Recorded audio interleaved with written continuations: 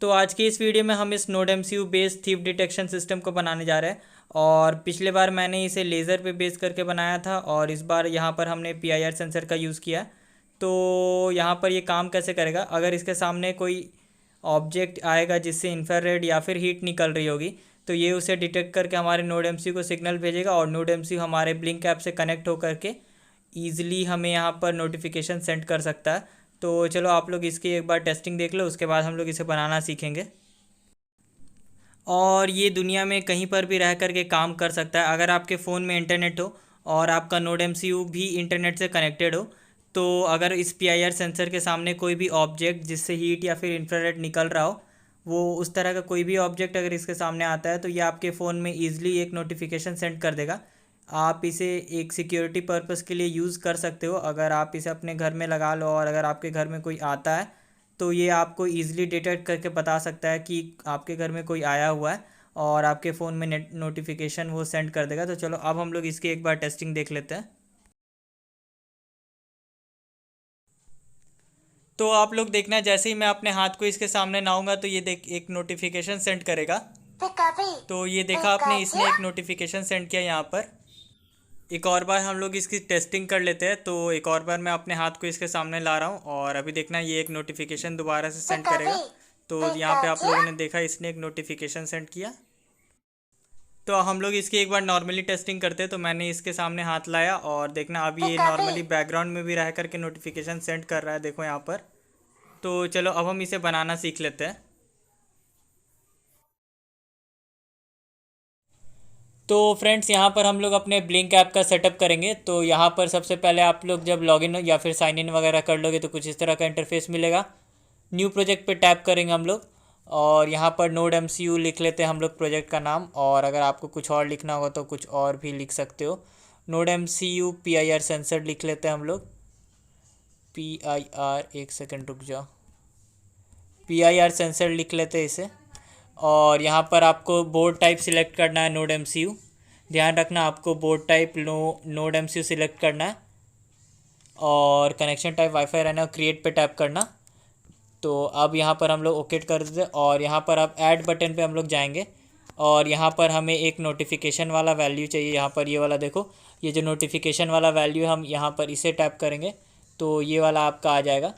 और इसके बाद हम इसे कस्टमाइज़ करेंगे। तो आप लोग कुछ भी रेड वगैरह रख सकते हो अगर आप लोग अलर्ट के लिए बना रहे हो तो।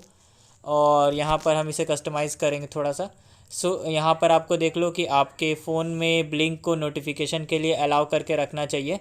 तो मैंने इसे सारे के सारे नोटिफिकेशंस को अलाउ करके रखा हुआ है। तो आप लोग भी अलाउ कर देना, तभी ये नोटिफिकेशन सेंड करेगा। और उसके बाद आप लोग यहाँ पर प्रायोरिटी से नॉर्मल हाई कुछ भी रख सकते हो।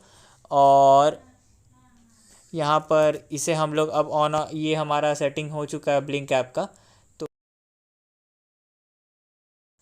तो फ्रेंड्स, यहाँ पर अब हम लोग अपने कोडिंग के प्रोसेस को स्टार्ट करने वाले हैं। कोड का लिंक आपको डिस्क्रिप्शन में मिल जाएगा और यहाँ पर आपको सिर्फ 3 चेंजेस करने हैं। और उससे पहले यहाँ पर आपके पास ये ब्लिंक वाली लाइब्रेरी होनी चाहिए। तो मैंने आपको इसे इंस्टॉल करना बता रखा है, और ये ESP8266 इसे आप अपने जब नोड एमसीयू कनेक्ट करेंगे तब ये वाला लाइब्रेरी ऐसे ही इंक्लूड हो जाएगा।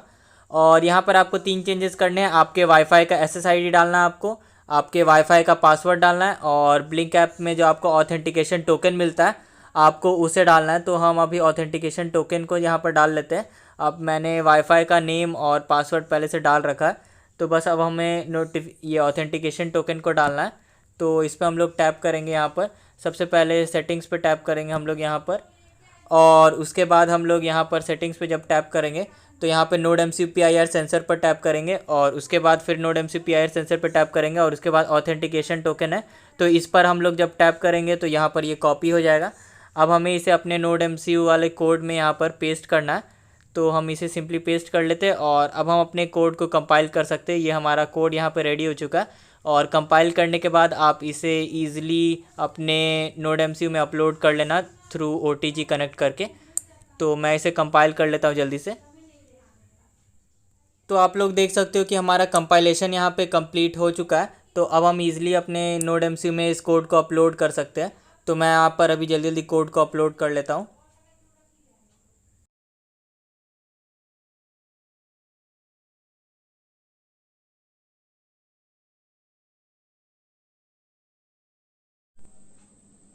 तो यहाँ पर सबसे पहले आप लोग PIR सेंसर के बारे में पहले थोड़ा सा समझ लो। तो यहाँ पर आपको 3 पिंस नज़र आएंगे, एक सेकंड रुक जाओ। यहाँ पर आपको टोटल 3 पिंस नज़र आ रहे होंगे, देखना यहाँ पर VCC, आउटपुट और ग्राउंड। तो इसका बीच वाला जो लेग है, ये वाला इसका जो बीच वाला लेग है, ये इसका आउटपुट का पिन है, ये पॉजिटिव इनपुट है और ये नेगेटिव इनपुट है। और याद रखना इससे पॉजिटिव टाइप आउटपुट निकलता है, मतलब आउटपुट में यहाँ पर पॉजिटिव होता है और ग्राउंड हम लोग यहाँ से लेते हैं, तो हमारा एक प्लस माइनस आउटपुट आ जाता है। और उसके बाद मैं आपको यहाँ पर देखो इस जंपर के बारे में थोड़ा सा बता देता हूँ। ये वाला जो जंपर आपको मिलता है आपके PIR सेंसर में, ध्यान से देखो, ये वाला जो जंपर आपको मिलता है आपके PIR सेंसर में, यहाँ पर ध्यान से देखना, अगर मैं फोकस कर पाऊँ तो यहाँ पर L और एक साइड H लिखा हुआ है। तो अगर आपको इससे एक बार ट्रिगर करवाना है, आउटपुट को सिर्फ एक बार ट्रिगर करवाना है, तो आप इसे L वाले साइड में इस तरह से कनेक्ट करके रखना। और अगर आपको इससे बार बार ट्रिगर करवाना है अपने आउटपुट को, तो आप सिंपली इसे H वाले साइड में यहाँ पर इस तरह से कनेक्ट कर सकते हो। तो फिलहाल हमें एक ही बार आउटपुट चाहिए, तो मैं यहाँ पर इसे इस साइड कनेक्ट कर रहा हूँ। और उसके बाद देखो यहाँ पर आपको 2 प्रीसेट मिल जाते हैं।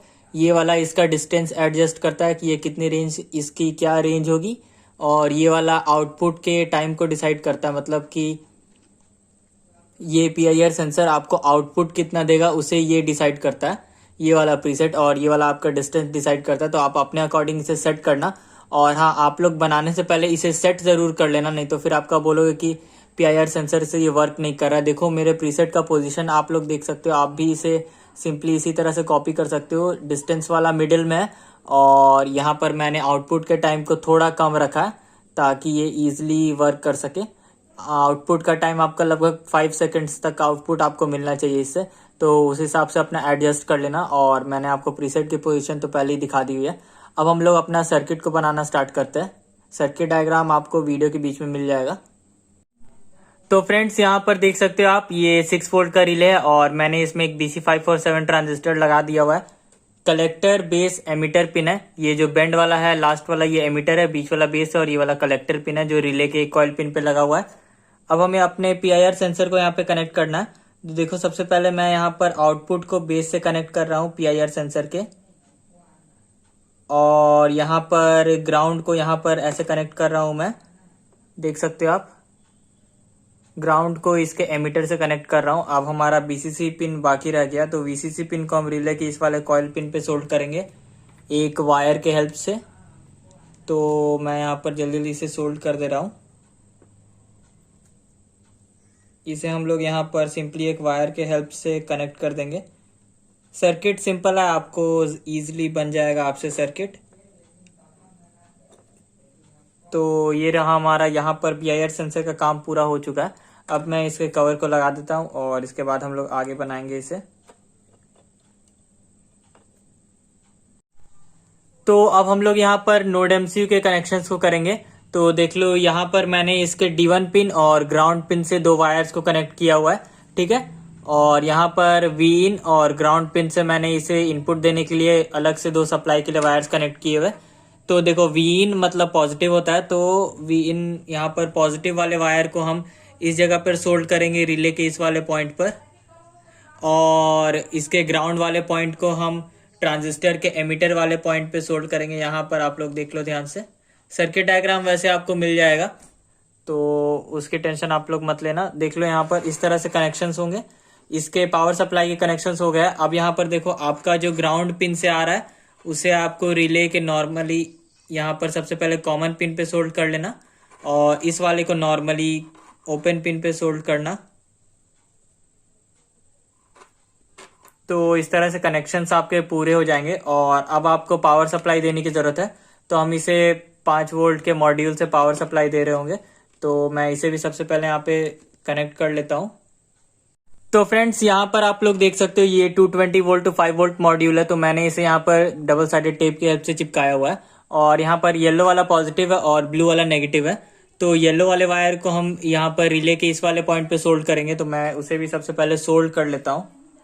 तो यहाँ पर पॉजिटिव इनपुट दे रहे हैं, तो यहाँ पर हम इसे यहाँ पर सोल्ड करेंगे रिले के इस वाले पॉइंट पर, और इस ब्लू वाले वायर को हम इस वाले पॉइंट पे सोल्ड करेंगे ट्रांजिस्टर के एमिटर वाले पॉइंट पे। तो मैं उसे भी सोल्व कर लेता हूँ सबसे पहले। तो इसके नेगेटिव वाले पॉइंट को भी हम लोग सोल्व कर लेते हैं सिंपली। यहाँ पर ट्रांजिस्टर के एमिटर वाले पोर्शन पे आपको इसे सोल्व करना है। तो अब आपका सर्किट डायग्राम यहाँ पे कंप्लीट हो चुका है। तो अब हम लोग इसकी टेस्टिंग भी कर लेते हैं एक बार।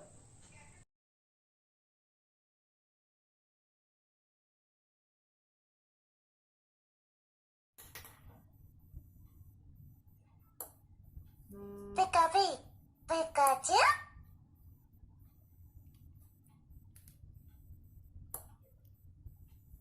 Pikapi, Pikachu.